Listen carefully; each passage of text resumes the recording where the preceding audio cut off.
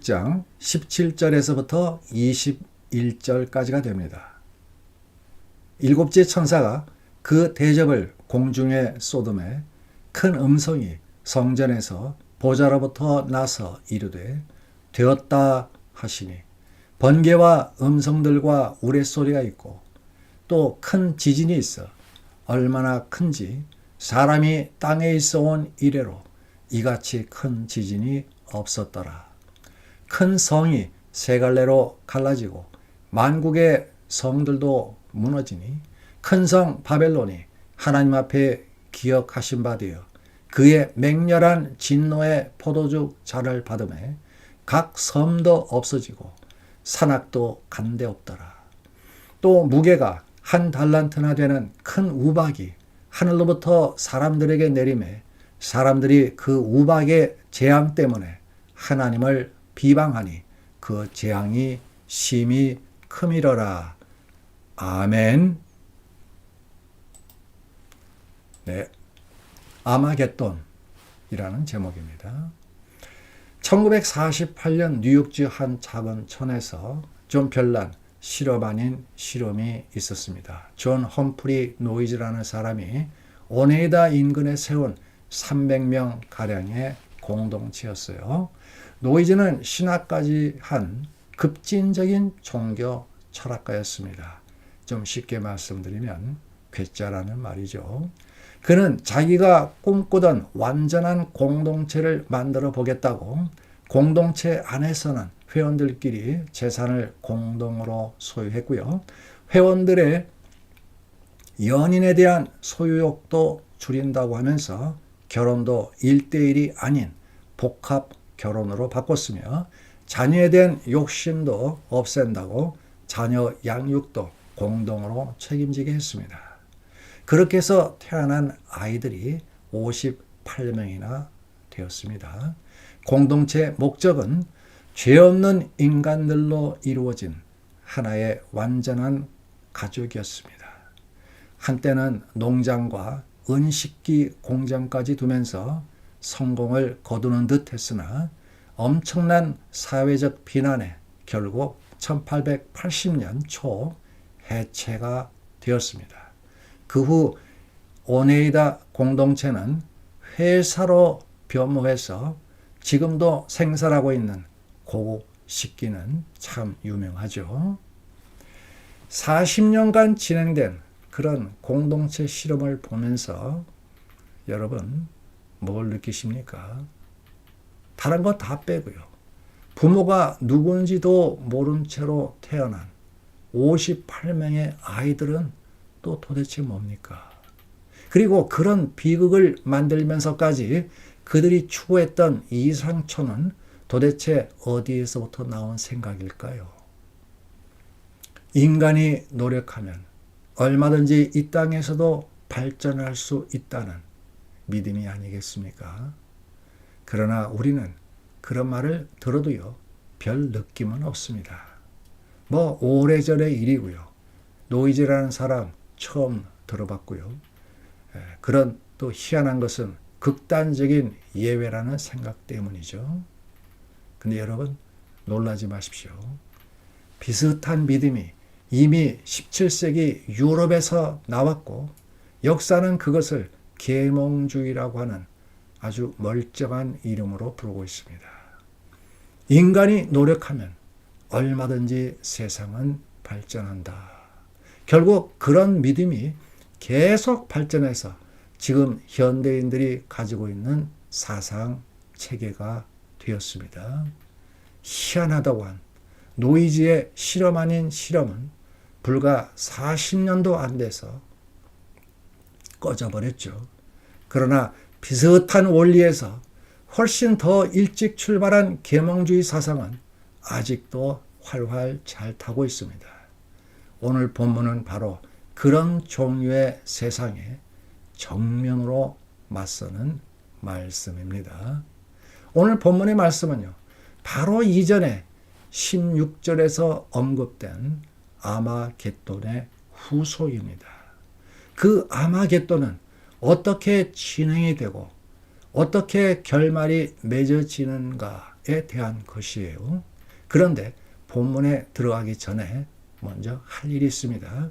오늘 본문 말씀의 배경입니다. 출애굽기 19장 16절에서 잠깐 보겠습니다.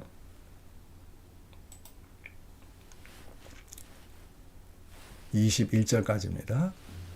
셋째 날 아침에 우레와 번개와 빽빽한 구름이 산 위에 있고 나팔 소리가 매우 크게 들리니 진중에 있는 모든 백성이 다 떨더라.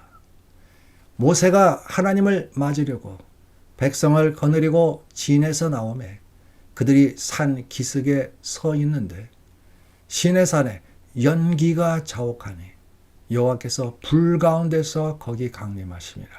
그 연기가 옹기가마 연기같이 떠오르고 온 산이 크게 진동하며 나팔 소리가 점점 커질 때 모세가 말한즉 하나님이 음성으로 대답하시더라. 여호와께서 시내산 곧 그 산 꼭대기에 강림하시고 모세를 그리로 부르시니 모세가 올라가매 여호와께서 모세에게 이르시되 내려가서 백성을 경고하라. 백성이 밀고 들어와 나 여호와에게로 와서 보려고 하다가 많이 죽을까 하노라. 방금 읽은 이 출애굽기 사건은요, 이스라엘 백성이 모세의 영도로 이집트에서 광야로 나온 뒤에 벌어진 일입니다. 광야에서 몇 가지 시련을 거친 후에 시내산에 다다랐을 무렵, 다시 말씀드리면 십계명을 받기 직전에 하나님께서 그들 앞에서 현현을 하신 겁니다. 나타나시기는 나타나셨지만 직접은 아니고 간접적으로 자신의 속성을 드러내셨다는 말입니다. 빽빽한 구름, 큰 나팔 소리, 연기, 불, 음성 등으로 말입니다. 인간의 말로는 다할 수 없는 하나님의 초월하심, 무한한 거룩, 홀로 가지신 주권 등입니다. 그 안에는 또한 그것을 어겼을 때 오는 공의로운 심판도 함께 내포되어 있습니다. 바로 그겁니다. 하나님의 무한하신 거룩함은 그것을 어기는 세상을 언제까지나 마냥 내버려 둘 수 없다는 것이죠. 자, 그럼 좀 더 깊이 들어가 보겠습니다. 자, 오늘 읽은 이 본문 말씀 다시 돌아봤습니다. 자, 여기 나오는 심판의 대접 7번째로서 이제 마지막입니다. 인대기 시리즈가 제일 처음 나왔죠. 그 다음 나팔 시리즈, 이제 마지막이 대접 시리즈인데 오늘 본문은 그 마지막 대접 시리즈의 또 마지막 대접입니다. 좀 설명을 하자면 각 시리즈는 서로 병행을 이루면서 모두 동일한 교회 역사 전체를 다루고 있지요. 그래서 자연히 각 시리즈마다 반복이 될 수밖에 없습니다. 그렇다고 단순한 반복은 아니고요. 갈수록 점진적으로 누적되는 그런 반복입니다. 그러니까 오늘 마지막 시리즈의 마지막 대접에서는 모든 것의 절정, 즉 종말의 클라이맥스에까지 다다르게 된다는 겁니다. 자, 이제 천사가 심판의 대접을 공중에 쏟습니다. 여기서 공중이란 말은요, 우주적이라는 뜻이에요. 사탄이 조금이라도 손을 대는 영역은 다 심판의 대상이 된다는 말이기도 합니다. 이제 그때가 온 것입니다. 되었다. 하나님의 오래 참으심이 이제 끝이 났다는 것입니다. 그동안 참으면서 늦추었던 하나님의 영원한 거룩하심이 이제 폭발하는 것입니다. 그러자 천재지변이 일어납니다. 번개가 치고요. 음성들이 들리고요. 우레소리가 퍼지고 큰 지진이 터집니다. 이것은 문자적으로 그대로 일어날 수 있는 일이기도 하겠지만 그것보다 더 중요한 것은 그 속에 담긴 상징적인 의미입니다. 하나님의 가공할 압도적인 임재. 그 결과 큰 성이 세 갈래로 갈라집니다. 여기서 큰 성은 바벨론을 가리키는데요. 그것은 하나님을 대적하는 세계 문명을 상징합니다. 400년 전 나온 계몽주의에서 발전한 근대 진보 사상과 그 근대 진보 사상에서 나온 현대의 글로벌리즘도 현재 큰 성 바벨론의 커다란 부분을 차지하고 있는 것으로 보입니다. 역사적으로 이 근세 혹은 근대 진보 사상에는요, 원래 오늘날의 이념 같은 것은 없었습니다. 다만 인간이 공동으로 노력하면 언젠가 더 나은 사회가 될 수 있겠다라고 하는 믿음이 있었습니다. 그런 믿음을 바탕으로 해서 여러 정치 형태가 만들어졌고요.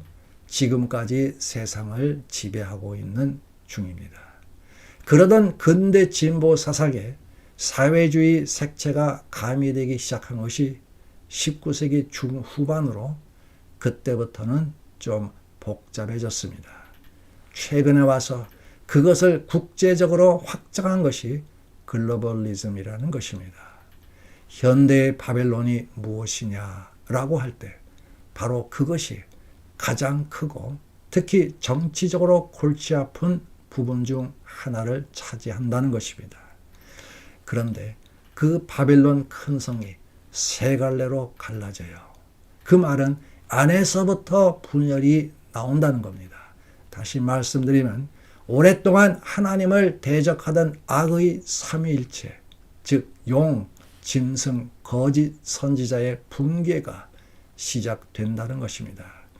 구체적으로 말씀드리면 기존에 눈에 보이지 않지만 엄연히 세상을 지배해오고 있던 악한 영적 정치 세력이 와해된다는 뜻이에요.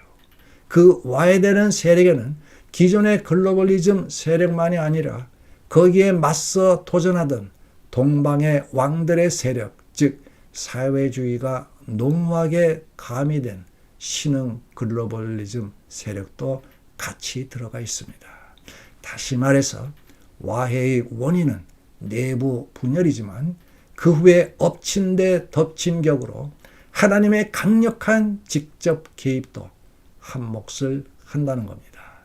번개와 우레와 지진 등입니다. 만국의 성들도 무너진다고 합니다. 전 지구적 심판이에요.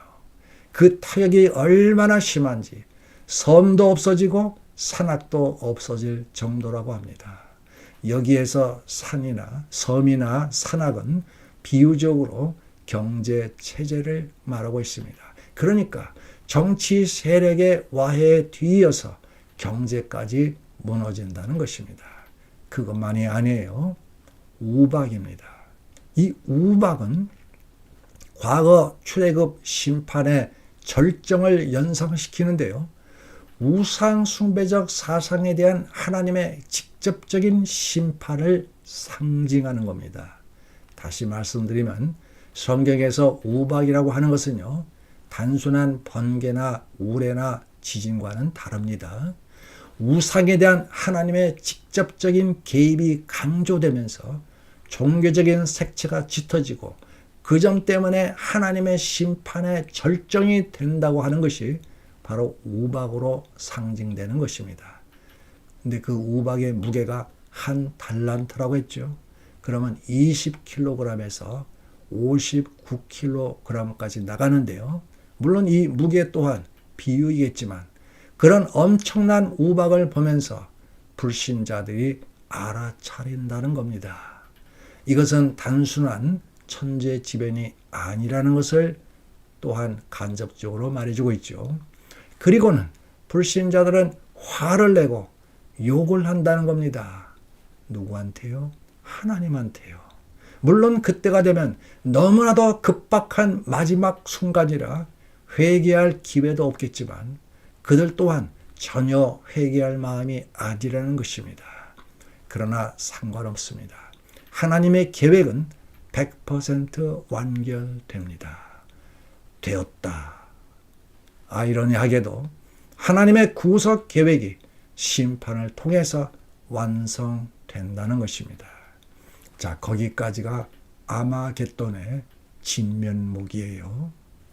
근데 여러분 좀 들어보니 조금 싱겁습니까? 아마겟돈 하니까 세계 제3차 대전이 터져서 포세이돈 핵미사일들이 바닷속에서 솟구치고 도시의 마천루들이 불바다가 되는 것을 예상했습니까? 그런 것이 올 수도 있습니다. 왜냐하면 전장 아마겟돈을 묘사하면서 동방의 왕들과의 전쟁을 말하고 있기 때문에요. 근데 전쟁이라고 해서 꼭 세계대전일 필요는 없고요. 그냥 큰 전쟁일 수도 있습니다. 그러나 우리가 보는 바와 같이 그럴 가능성이 성경에서는 크게 보이지 않는다는 것입니다. 다른 데는 몰라도 여기 아마겟돈에서만큼은 그렇습니다.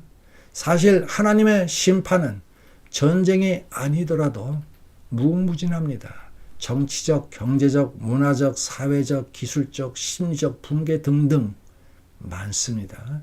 내부 분열이나 갈등, 투쟁 등도 한 수단이 되고요.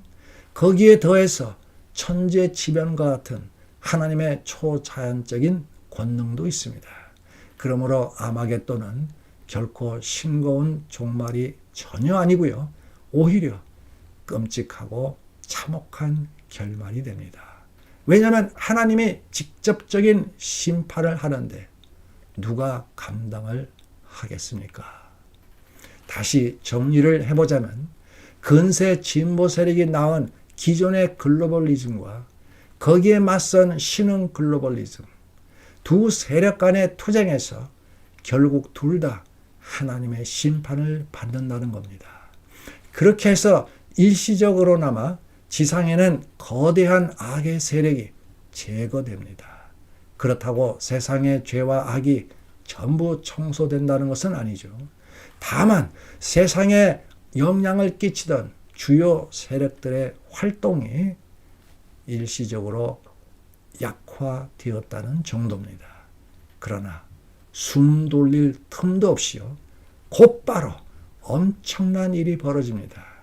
바로 우리 주 예수 그리스도께서 이 땅에 다시 오시는 일입니다. 자, 그 모든 것이 인류 역사의 맨 끝에 일어날 일입니다. 믿으시기 바랍니다. 그날은 반드시 옵니다. 다만 날짜를 모를 뿐입니다. 우리 사랑하는 여러분, 한때 위풍당당했던 세상의 세력이 아닙니까? 그러나 그날에 어떻게 됩니까? 하나님은요, 지금도 그날에 대한 준비를 하고 계세요. 그러므로 반드시 무너지게 되어 있습니다. 만약 그런 세상의 세력 중에 오늘 우리가 경험하고 있는 글로벌리즘도 있다면 그 글로벌리즘 역시 무너질 것입니다. 글로벌리즘은요, 크게 이념에 따라 지금 현재 나눠질 수가 있는데요. 그러나 그러한 좌우 이념의 구별은 큰 차이를 만들어내지는 못합니다. 왜냐하면 둘 다 인본주의이기 때문에 어떤 이념이든 어떤 사상이든 사람 중심으로 뭉치는 것은 하나님에 대항하는 세력입니다.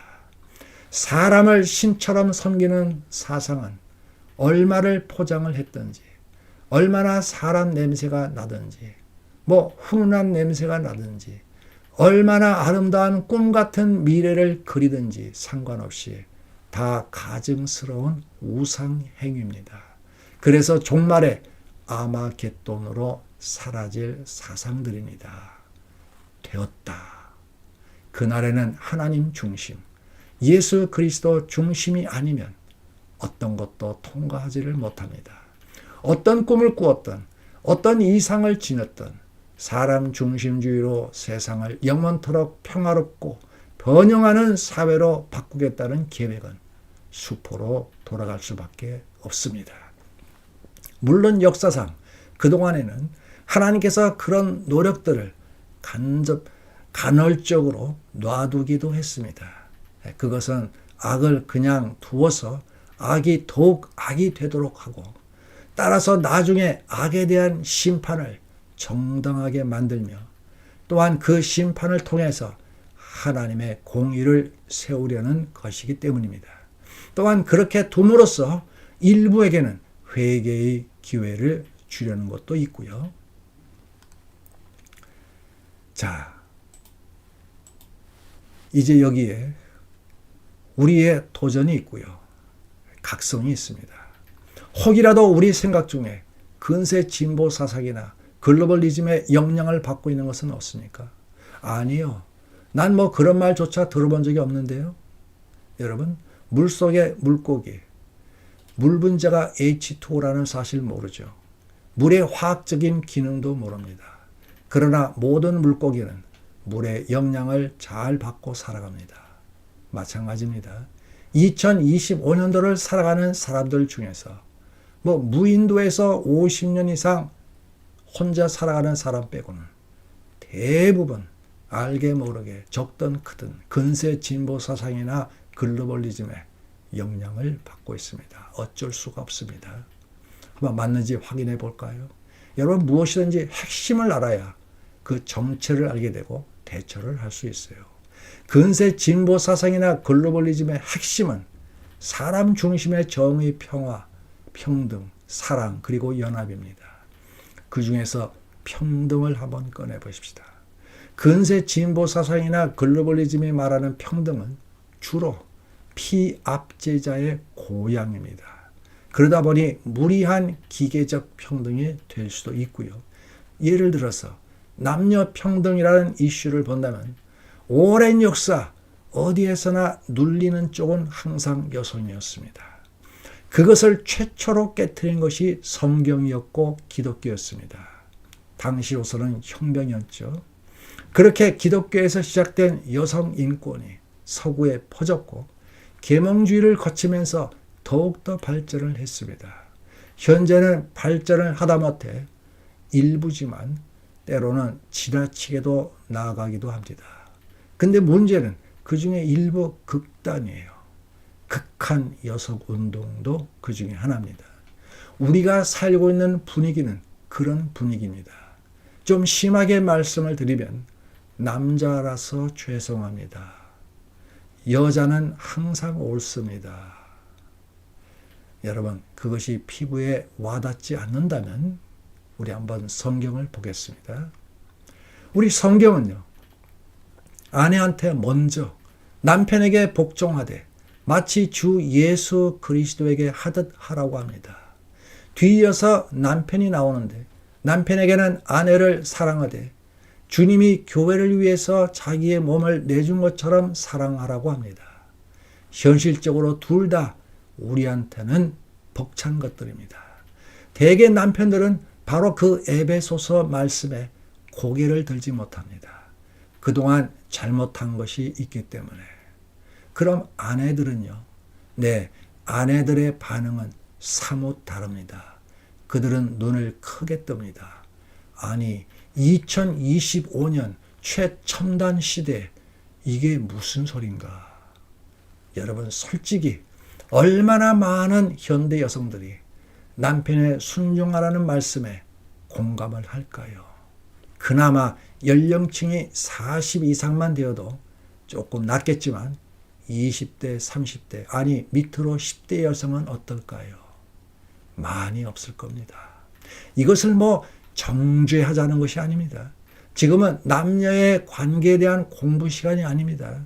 평등이라고 하는 한 가지 예를 통해서 지금 세상을 장악하고 있는 세력이 얼마나 강한지를 보고 있는 중입니다. 남자라고 해서 다르겠습니까? 자기가 남편으로서는 아내의 순종을 은근히 바라겠지요. 그러나 자기한테 딸이 있다고 해보세요. 너 시집가서는 남편한테 순종해야 된다. 감히 그렇게 말할 아빠가 요즘 세상에 과연 몇이나 있을까요? 이것은요, 여성이나 남성의 문제도 아닙니다. 400년 전부터 본격적으로 시작된 인간은 최고다, 신은 좀 옆으로 물러나 계세요 라는 사상의 한 작은 결실에 불과합니다. 그 사상이 주장하는 것이 바로 현대인들이 말하고 있는 평등입니다. 반면 성경에서는 그것을 세상의 사상에 따라가는 우상 숭배라고 부르고 있습니다.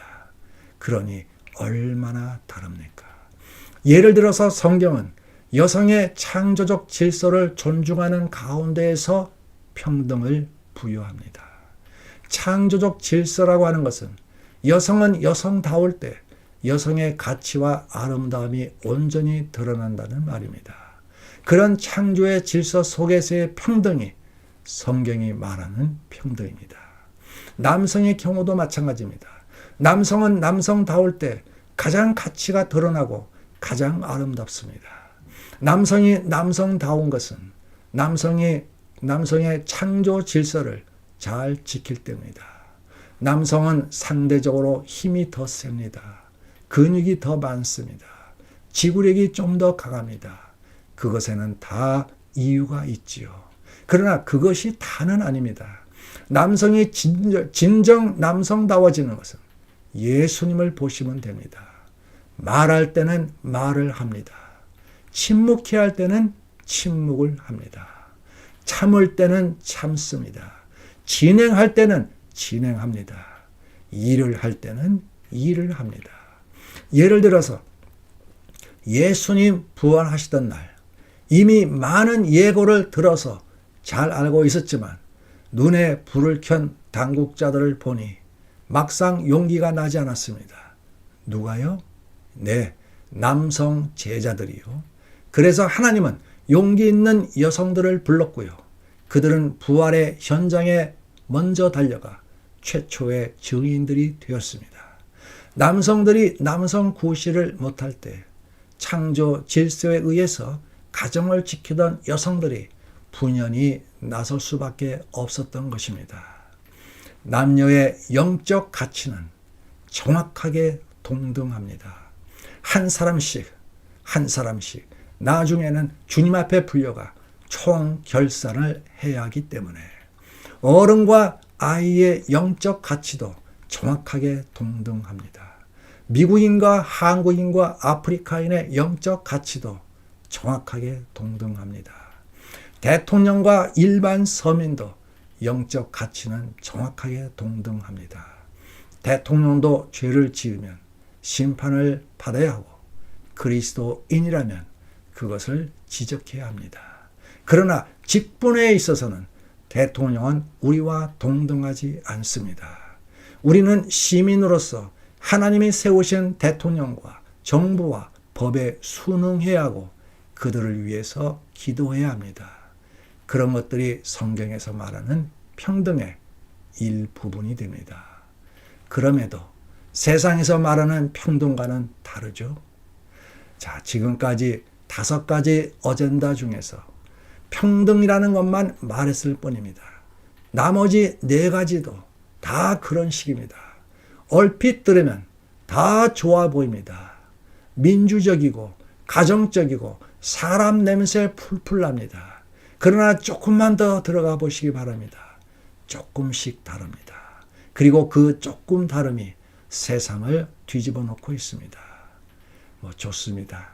세상에서 말하는 사랑이요? 마찬가지입니다. 겉으로 볼 때는 정말 감동적입니다. 눈물이 납니다. 아니, 실제로 많은 사람들이 웁니다. 책을 보고도 울고요. 영화를 보고도 울고요. 드라마를 보고도 울고요. 심지어는 그림을 보고도 울고요. 꽃을 보고도 울고요. 음식을 보고도 울고요. 댕댕이들을 보고도 웁니다. 왜 우냐고요? 별 이유는 없습니다. 뭔가 가슴에서 복받치는 것, 그것이 사랑이든 감동이든 감정이든 뭐든 상관이 없습니다. 울음이 나온다는 것입니다. 그것이 바로 현대인입니다. 그러나 성경에서 말하는 사랑은 비슷하게 보여도 다릅니다. 토대가 다르고 기원이 다르고 원천이 다르기 때문입니다. 그러나 바른 신앙생활을 하는 성도라고 하여도 처음부터 그런 수준의 사랑을 가질 수는 없습니다. 하나씩 배워서 성숙해 가야 하는 것이지요. 눈물이요? 예, 좋습니다. 성숙해지는 성도라면 눈물이라고 할 때 점점 더 나의 눈물 대신에 오히려 예수님의 눈물을 생각해야 됩니다. 죽은 나사로 때문에 시리에 빠진 누이들 앞에서 인류를 수천 년 동안 괴롭히고 있는 죽음의 참혹함을 보고 흘렸던 예수님의 눈물, 곧 멸망할 예루살렘 앞에서 여전히 영적으로 무지한 백성을 보시고 너무나도 불쌍해서 흘렸던 눈물, 죄인들을 구하기 위한 십자가의 결심은 이미 섰기 때문에 본인은 인류의 죄를 대신 짊어지겠지만 그것으로서 하나님과의 관계가 일시 단절된다는 것 때문에 흘렸던 하나님에 대한 사랑의 눈물 등입니다. 하루아침에 우리 보고 그런 차원까지 가라는 말은 아닙니다. 그러나 알고는 있어야 됩니다. 진짜 사랑은 따로 있다는 사실을, 그리고 노력도 해야 됩니다. 진짜 평등, 진짜 정의, 진짜 평화, 진짜 연합은 하늘에 다 따로 있다라고 하는 것. 그리고 그것은 이미 다 성경에 나와 있다라고 하는 것. 자, 이렇게까지 말씀을 드리는데도요, 조금은 반감을 가지는 분들이 계실지 모르겠어요. 그것은요, 그만큼 우리 모두는 계몽주의나 근세 진보 사상이나 글로벌리즘 등에 알게 모르게 뼛속 깊이 세뇌되어 있다는 증거입니다. 아십니까? 그것들이 얼마나 우리 신앙생활을 좀먹고 있는지를요. 그것들은 이미 그것들 자체로 허상이고 우상입니다. 로마 제국 시절 황제 상만이 우상이 아닙니다. 그것보다 더 위험한 것이 사탄이 만들어 놓은 보이지 않는 사상, 흐름, 유행, 사조 같은 것들입니다. 그런 것들이 오늘도 성경에서 고귀하게 다루고 있는 가치들, 보석 같은 가치들, 원래 하나님에게서 유래된 진짜 가치들, 정의, 평화, 평등, 사랑, 연합 등을 엉망으로 만들어 놓고 있습니다. 그렇게 만들어 놓고는 현대인들한테 그것을 받아 먹으라고 합니다. 우리는 깨어나야 합니다. 물론 때가 되면 하나님께서 그것들을 심판하시겠지만 그때까지라도 우리는 속으면 안 되겠습니다. 신앙을 헷갈리게 하는 것, 사랑이 뭔지 아리송하게 만드는 것, 평화가 뭔지 정신이 없게 하는 것, 그래서 우리가 온전히 신앙생활을 할 수 없게 만드는 것, 그것에 더 이상 속지 맙시다. 분별을 해야 되겠습니다. 물론 그것이 여러 가지로 당장은 어렵다는 것을 압니다. 특히 제도와 깊이 연관되어 있거나 사람들과의 관계에 엮여 있다면 더더욱 어려울 수 있습니다. 그러나 우리가 누굽니까? 우리에게는 하나님과 예수 그리스도가 계시고 그분의 말씀이 있고 그분의 기도가 있고 또 우리의 기도도 있고 그리고 또한 이런 설교가 있는 것 아니겠습니까? 할 수 있습니다. 이길 수 있습니다. 하나님께서 그날에 직접 그런 것들을 정리할 아마겟돈까지 우리 모두 그렇게 인내하시기를 간절히 축원드립니다. 아멘. 잠깐 기도하겠습니다.